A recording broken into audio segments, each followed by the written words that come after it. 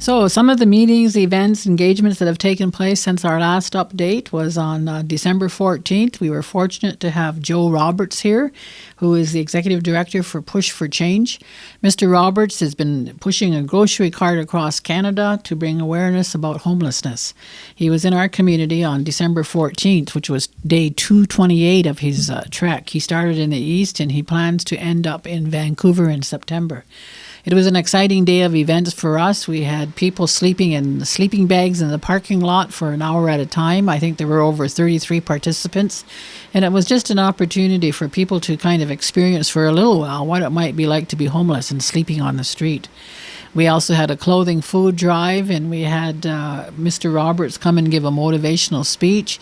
We joined him in a walk from the community hall to Gonokrisha and back, pushing his grocery cart.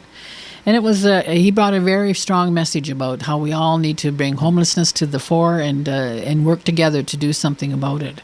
And I just want to thank all the committee members, that planning committee that came forward to help ensure that Mr. Roberts was here, and that include the Six Nations Police, the OPP, and all of our agencies here in the community.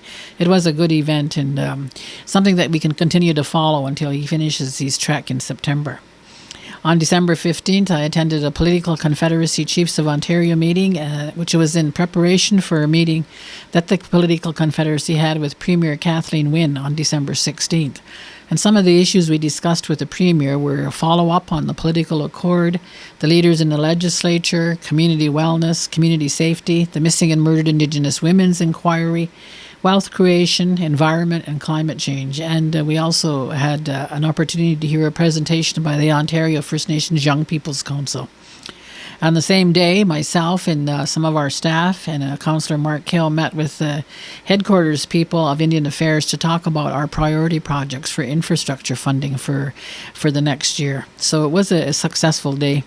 Some of the upcoming events, we have the 57th Council now, and we're just getting our committees in place, and we're going to start setting up our orientation sessions and establishing some priorities and strategic planning so that we can get working on our mandate for the 57th Council.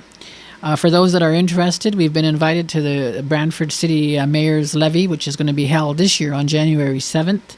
And on January 13th, the Royal Bank is going to be celebrating their 25th anniversary here in the community. And on the 14th of January, there are going to be some roundtables held to talk about the future of Chiefswood Park. And of course, in 2017, it's going to be an exciting year for us as we're hosting lacrosse as part of the North American Indigenous Games, and Polytech is hosting the World Conference on Indigenous Peoples Education. A last couple of things. I just want to congratulate Bev Jacobs from our community, who was recently awarded the Franco-German Prize for Human Rights and the Rule of Law. And I understand she traveled to Germany to pick up this award. So good job to Bev. And lastly, I want to thank our Six Nations firefighters, our social, health, and communication staff who stepped up and traveled to Oneida to assist their community during the recent fire tragedy that impacted them. Our thoughts and prayers continue to be extended to our relatives at Oneida, and we're there to help them as they work their way through this. That's it for this update, and we'll talk to you again in the new year. Yawa.